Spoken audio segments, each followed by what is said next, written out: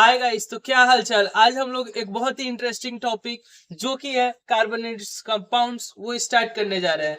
तो हाल तो ऐसा बीत रहा ही होगा क्योंकि बोर्ड एग्जाम्स नजदीक जो आ चुके हैं। तो देखिए, पहले हम लोग इसका मतलब समझते हैं इस चैप्टर को स्टार्ट करने के पहले, उसके बाद से डिटेलिंग करेंगे, ठीक है। तो कार्बन क्या होता है, तो हम लोग जानते हैं कि इस पूरे वर्ल्ड में टोटल कितने एलिमेंट्स पाए जाते हैं, 118, जिसमें से एक एलिमेंट कौन सा है, कार्बन है, ठीक है। तो उसके बारे में हम लोग डिटेल जानेंगे।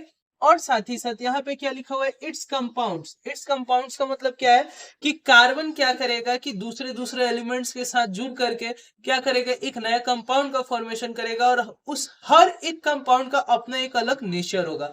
तो ये तो हुआ इस चैप्टर का मतलब। आगे हम लोग समझते हैं, ठीक है। तो पहले हम लोग समझते हैं कि जो कार्बन होता है उसका इलेक्ट्रॉनिक कॉन्फ़िगरेशन क्या होता है, 2,4, ठीक है। तो हम लोग जानते हैं कि इलेक्ट्रॉनिक कॉन्फ़िगरेशन जब हम लोग निकालते हैं तो जो लास्ट सेल रहते हैं उसमें 8 इलेक्ट्रॉन्स होना कंपलसरी है ताकि वो अपना ऑक्टेट कंप्लीट करे, ठीक है। तो जैसे हमने ऑक्सीजन का यहाँ पे एग्जांपल लिया जिसके इलेक्ट्रॉनिक कॉन्फ़िगरेशन 2,6 है, तो ये तो क्या करेगा, 2 इलेक्ट्रॉन गेन कर करके ये क्या कर लेता है, अपना ऑक्टेट को कंप्लीट कर लेता है। बट कार्बन के केस में ऐसा नहीं है, ये ना ही 4 इलेक्ट्रॉन गेन करके C4-N बना पाता है और ना ही ये 4 इलेक्ट्रॉन लूज करके C4+ केटायन बना पाता है। तो ऐसा क्यों है, इसका रीजन हम लोग आगे में समझेंगे, ठीक है। उससे पहले हम लोग को बस ये समझना है कि कार्बन अगर इलेक्ट्रॉन ना ही गेन करता है ना ही लूज करता है तो आखिर वो अपना ऑक्टेट सेटिस्फाई करवाता कैसे है, तभी तो वो कोई कंपाउंड का फॉर्मेशन करेगा। तो वो अपना ऑक्टेट किस तरीके से सेटिस्फाई करवाता है, शेयरिंग करके, इलेक्ट्रॉन्स का शेयरिंग करके। तो अब आपको ये बात समझ में नहीं आया होगा भाई शेयरिंग का मतलब आप समझाना क्या चाहते हो, तो उसको एक एग्जाम्पल से समझते हैं, ठीक है। यहाँ पे मैंने एक एग्जाम्पल लिया है राम का और राजू का। ये दोनों एक बहुत ही अच्छे दोस्त हैं और दोनों एक दिन टिफिन ले गए, ठीक है। तो वो क्या देखते हैं कि टिफिन में एक राम जो है उसने क्या लिया हुआ है, दाल चावल लाया हुआ है और इसका सब्जी गलती से छूट चुका है। और साथ ही साथ हम लोग देखते हैं कि राजू जो है वो गलती से सिर्फ सब्जी लेकर के आ चुका है और उसका दाल चावल छूट चुका है। तो दोनों को पता चला कि भाई हम लोगों ने, एक ने कोई एक चीज मिस कर दिया तो दूसरे ने कोई दूसरा चीज। तो हम लोग यहाँ पे क्या दिए कि ये जो राम है और राजू है ये दोनों क्या करेंगे, आपस में शेयरिंग करेंगे और दोनों सभी खाने को एक जगह रख करके आराम से खाएंगे। तो यहाँ पे हम लोग क्या देख रहे हैं कि इसके पास किसी चीज का कमी था, इसके पास किसी चीज का कमी था, तो दोनों ने क्या किया, साथ में एक चीज रखा और आपस में शेयर कर लिया। कुछ इसी प्रकार से एटम्स के साथ भी होता है, ठीक है। जैसे हम लोग एग्जांपल लेते हैं कि एक एक्स एटम है, एक वाई एटम है। इसके पास क्या है, एक इलेक्ट्रॉन है, एक इलेक्ट्रॉन का नीड है ताकि ये क्या कर पाए, अपना ड्यूप्लेट कंप्लीट कर पाए। वैसे ही ये जो वाई एटम है इसको क्या चाहिए, एक इलेक्ट्रॉन का कमी है ताकि ये अपना ऑक्टेट कंप्लीट करवा पाए। तो ये लोग क्या करेंगे, दोनों साथ में आएंगे और ये जो डैश है इसका मतलब क्या होता है, इसको हम लोग बॉन्ड भी बोलते हैं, ठीक है। एक बॉन्ड का मतलब क्या है, एक डैश रहेगा तो उसका मतलब क्या है कि 2 इलेक्ट्रॉन्स का शेयरिंग हुआ। मतलब ये जो एटम है ये एक इलेक्ट्रॉन शेयर किया और ये एटम एक इलेक्ट्रॉन शेयर किया, ठीक है। तो ये जैसे ही शेयरिंग हुआ तो अब ये जो 2 इलेक्ट्रॉन्स रहेगा यहाँ पे शेयरिंग का, वो एक्स का भी रहेगा और साथ ही साथ वाई का भी रहेगा। तो ये आप लोग कंफ्यूज बिल्कुल मत होना। जैसे कि यहाँ पे दाल चावल और सब्जी शेयर हुआ तो अब दाल चावल सब्जी किसका है, राम का भी और राजू का भी है, ठीक है। तो आई होप कि आपको इतना बेसिक कॉन्सेप्ट समझ में आया हो कि शेयरिंग क्या होता है, ठीक है। तो वही यहाँ पे क्या बोला जा रहा है कि कार्बन में किस तरीके का बॉन्डिंग होता है, उसके ऑक्टेट को सेटिस्फाई करवाने के लिए कोवेलेंट बॉन्ड का फॉर्मेशन होता है। कोवेलेंट बॉन्ड मतलब क्या सर, तो इसका मतलब क्या होता है, शेयरिंग ऑफ इलेक्ट्रॉन। मतलब जब हम लोग दो एटम्स को पास में लाएंगे वो लोग अपने इलेक्ट्रॉन्स का शेयरिंग करेंगे, तब हम लोग क्या बोलते हैं, कौन सा बॉन्ड का फॉर्मेशन हुआ, कोवेलेंट बॉन्ड का, ठीक है। पर अब हम उसके नेचर के बारे में जानते हैं। तो देखिए पहला पॉइंट क्या है कि जो बॉइलिंग पॉइंट होता है और मेल्टिंग पॉइंट होता है वो बहुत ही कम होता है, लो होता है। कहने का मतलब क्या है कि वैसे कंपाउंड्स जो कि कोवेलेंट बॉन्ड से बने हुए हैं उनका बॉइलिंग पॉइंट और मेल्टिंग पॉइंट लो होता है। अब कितने बच्चों को प्रॉब्लम होता है कि भाई बॉइलिंग पॉइंट और मेल्टिंग पॉइंट में अंतर क्या है, तो समझिएगा। जैसे कि आइस जो है वो पिघलना कब शुरू होता है, 0 डिग्री सेल्सियस पे, तो इसको हम लोग क्या बोलते हैं, मेल्टिंग पॉइंट, ठीक है। और आइस बॉयल कब होना शुरू होता है? 100 डिग्री सेल्सियस पे। मतलब भाप कब बनता है? वो 100 डिग्री सेल्सियस पे। तो उसको हम लोग क्या बोलते हैं? मेल्टिंग बॉइलिंग पॉइंट बोलते हैं। ठीक है, तो यहाँ तक में कोई दिक्कत नहीं होगा फर्स्ट पॉइंट में। अब सेकंड पॉइंट हम लोग देखते हैं। ठीक है, तो सेकंड पॉइंट क्या कह रहे हैं? Most compounds are poor conductor of electricity. मतलब क्या? जो भी कंपाउंड्स कोवेलेंट बॉन्ड से बने रहते हैं उसमें से 98% कंपाउंड्स क्या होते हैं? नॉन कंडक्टिव होते हैं। कैसे होते हैं? Non conductive. मतलब क्या? वैसे कंपाउंड्स में से इलेक्ट्रिसिटी पास नहीं कर सकता है। ठीक है, अब ऐसे क्यों होता है उसका रीजन हम लोग समझते हैं। ठीक है, तो क्या बोला हुआ है? Because force of attraction between molecules are not very strong. क्योंकि उनके मॉलिक्यूल्स जो होते हैं उनके बीच में जो फोर्स ऑफ अट्रैक्शन रहता है, उनके बीच में जो खिंचाव होता है वो बहुत ही ज्यादा कम होता है। इस वजह से वो पुअर कंडक्टर होते हैं इलेक्ट्रिसिटी के। ठीक है, अब हम लोग समझते हैं कि क्यों कार्बन 4 इलेक्ट्रॉन लूज या फिर गेन करके अपना ऑक्टेट या फिर ड्यूप्लेट कंप्लीट नहीं करते। क्यों जो कार्बन है वो शेयरिंग करके अपना ऑक्टेट कंप्लीट करता है, जिसकी वजह से हमें ये पूरा चैप्टर पढ़ना पड़ रहा है। ठीक है, तो आइए समझते हैं। उससे पहले हम लोग समझेंगे कि एटम का स्ट्रक्चर किस प्रकार से रहता है।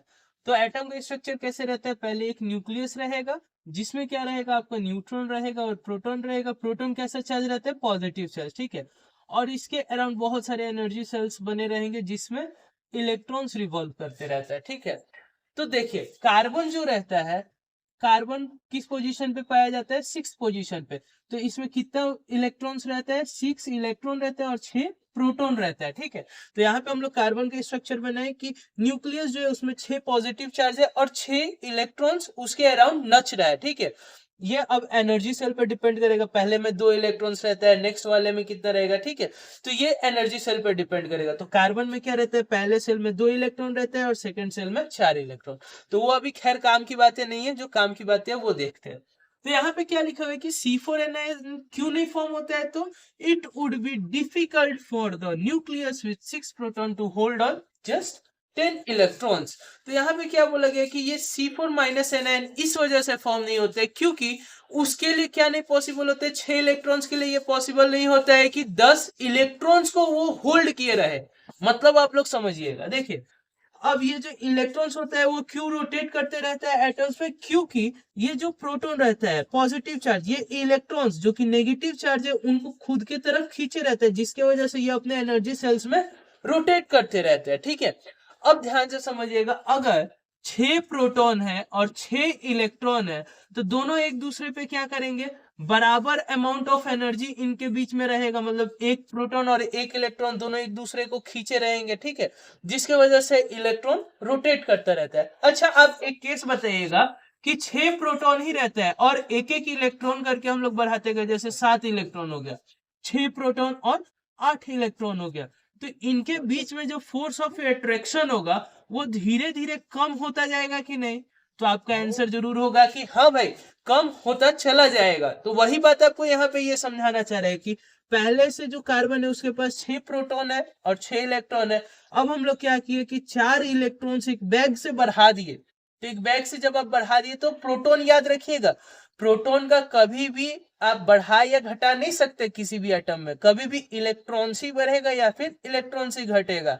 यही एक चुलबुला सा आदमी है जो कि क्या करता है, घर से बाहर और अंदर करते रहता है, बाकी लोग आराम से स्टेबल बैठे रहते हैं। ठीक है, तो वही यहाँ पे क्या दिया हुआ है कि 6 प्रोटॉन है और 6 इलेक्ट्रॉन है।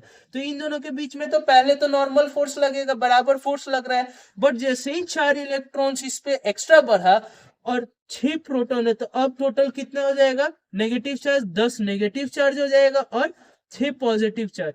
तो बताइए, तो ये तो सरासर नाइंसाफी हो गया कि 6 आदमी का खाना है और 10 आदमी को खिलाना है। ठीक है, तो यहाँ पे क्या होगा कि 6 प्रोटॉन्स जो होंगे वो 10 इलेक्ट्रॉन्स को खींच के नहीं रख पाएंगे और कुछ इलेक्ट्रॉन्स बाहर चला जाएगा। इसी वजह से हम लोग बोलते हैं कि जो C4-Ni है वो फॉर्म नहीं करता है। ठीक है, नेक्स्ट देखिए क्या बोला गया कि C4+ कैटायन जो होता है वो अब क्यों नहीं फॉर्म होता है? तो ध्यान से समझिएगा। अब जैसे 6 प्रोटॉन है और 6 इलेक्ट्रॉन है तो इन दोनों के बीच में तो भाई बराबर फोर्स लग रहा है। अब मानिए कि एक इलेक्ट्रॉन को इसमें से निकालना है तो ये तो भाई इसको खींच रहा है। अब उसमें से किसी को निकालना है तो आपको हल्का एनर्जी तो देना पड़ेगा।